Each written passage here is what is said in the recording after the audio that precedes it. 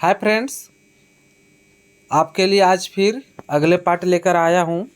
और आपके लिए जो हम लोग पहले दामोदर नदी देखे थे, आप ब्राकर नदी देखने वाले हैं, है ना। दूसरी मोस्ट इम्पॉर्टेंट नदी, समझ गए। अब इनके बारे में हम लोग देख लेते हैं क्या कहता है। ब्राकर नदी का उद्गम स्थल पद्मा है, और पद्मा कहाँ पर है? हजारीबाग में।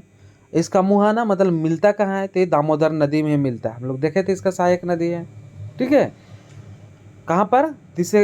दिसेरगढ़ या फिर आसनसोल, वेस्ट बंगाल में। समझ गए, ये दो नाम से जानते हैं। इसका कुल लंबाई कितना है? 225 किलोमीटर है।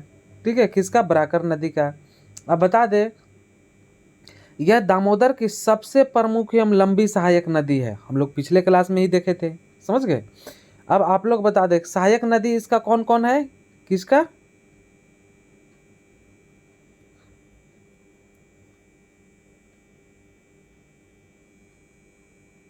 ब्राकर नदी का सहायक नदी कौन कौन सा है? तो पहला है उसरी नदी, उसका बाद बारसोती नदी, उनके बाद केसो नदी, उनके बाद अटको नदी, अकटो नदी। ठीक है, उसके बाद गुखाना नदी। तो इस तरह से आपका अलग अलग नदियां हैं। ठीक है, चलिए अब आपको बता दें कि इसका अपवाद क्षेत्र, समझ गए। तो इसका बहाव जो है आपका हजारीबाग, कोडरमा, गिरिडीह, धनबाद, समझ गए। स्थित शहर इसके अगल बगल तो बरही शहर है ना, हजारीबाग से है, समझ गए। अब बांध, अब बताया जाए कि इसमें कौन सा बांध को बनाया गया है इस नदी के अंतर्गत। तो वो आपका तिलैया बांध है, जो कोडरमा में है। ठीक है, 1953 में। यह बताया जा रहा है कि दामोदर नदी घाटी परियोजना का प्रथम बांध है।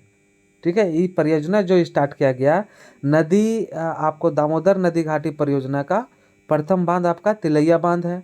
उसके बाद सेकंड है मैथन, जो धनबाद में है। इसका बात किया जा रहा है आपका 1958 में। फिर इसमें बताया जा रहा है कि यह दामोदर नदी घाटी परियोजना का, ठीक है, थर्ड बांध है। समझ गए कौन सा थर्ड बांध है? चलिए अब देख लिए। अब आगे की ओर हम लोग बढ़ते हैं, समझ गए। अब इसमें देखने योग्य क्या बातें हैं आगे में, कि बाल पहाड़ी है ना। बाल पहाड़ी कहाँ पर है? गिरिडीह में। वन्य जीव अभ्यारण्य हजारीबाग वन्य जीव अभ्यारण्य, जिसका घोषणा 1955 में हुई और स्थापना इसका 1976 हो गया। इतने सालों लग गया। ठीक है, अब आप लोग को हम आगे बताने वाले हैं। ठीक है, क्या दामोदर तथा ब्राकर नदी छोटानागपुर पठार को 3 भागों में विभाजित करता है।